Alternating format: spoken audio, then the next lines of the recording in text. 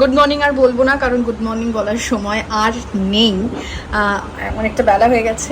কালকে আমি অফ পাইনি, একটু এখন অফিসে চাপ রয়েছে, যেহেতু সবার আউটডোর শুরু হয়েছে, সে কারণে আজকে আমি অফ পেয়েছি। আজকে মঙ্গলবার, তো আজকে সকাল থেকে উঠে, যেহেতু মা এখনও বড়নগরে আসেনি, মা মাজুতেই আছে, তো উঠে ব্রেকফাস্ট চা সব বানানো হয়ে গেছে, খাওয়া দাওয়া হয়ে গেছে। এখন স্নান করে নিয়েছি, চিকেনটা ম্যারিনেট করে এসেছি, এখন জাস্ট গিয়ে ভাত চিকেন এগুলো করে নেবো।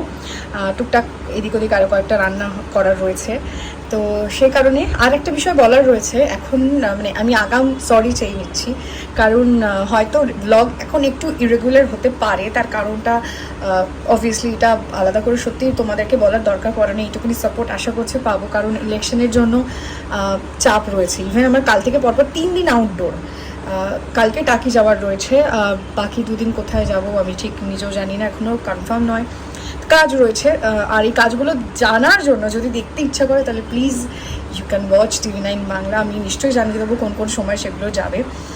এখন যাই, নিচে যাই, নইলে রান্না অনেকটা দেরি হয়ে যাবে। আমাদের দুজনের রান্না, বাপু অফিস থেকে এসে সন্ধেবেলা খাবে, মানে সরি রাতে ডিনার করবে। এখন আপাতত আমরা দুজনেই লাঞ্চ করবো, অনেক তো অফিস চলছে। যাই রান্নাটা করি। এই যে চিকেন এখানে ম্যারিনেট করা হয়ে গেছে, মানে বেশ কিছুক্ষণ ছিল, প্রায় 1 ঘন্টা মতো। এবার রান্না করবো। বাট প্রবলেম হচ্ছিল, বাড়িতে টমেটো ছিল না, তাই লাস্ট অব্দি ব্লিঙ্কিট। টমেটো এসে গেছে ব্লিঙ্কিট থেকে, আরও কয়েকটা টুকটাক জিনিস অর্ডার দেওয়ার ছিল, তো সেগুলো এসে গেছে।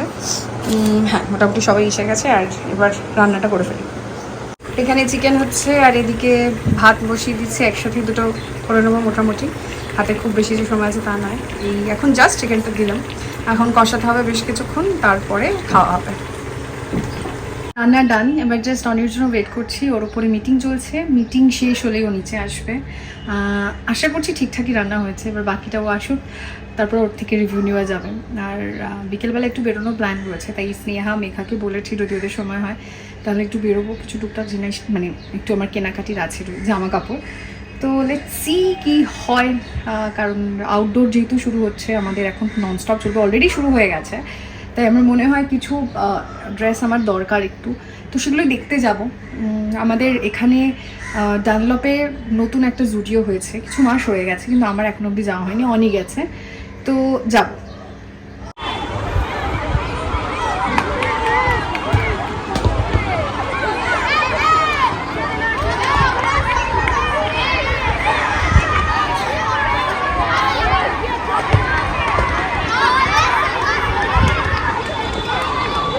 চিকেন কেমন খেলি বল?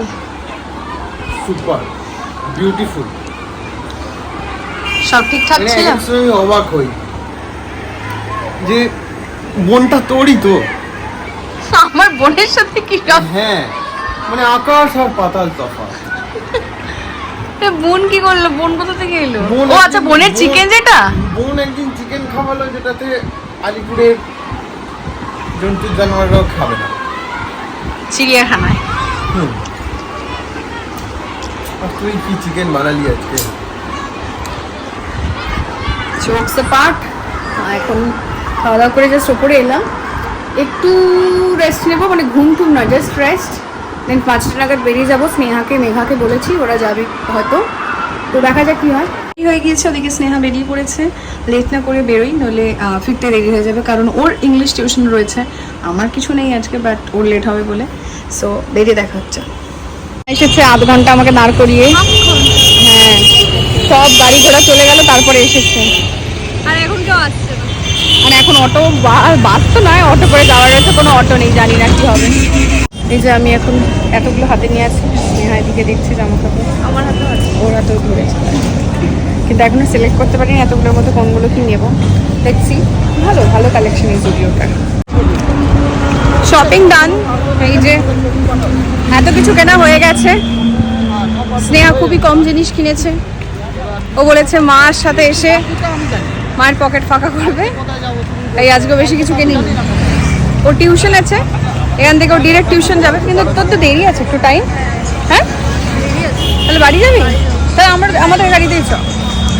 তো আপাতত ও আমার সাথে যাক, তারপরে টিউশনের টাইম হলে ও বেরিয়ে যাবে।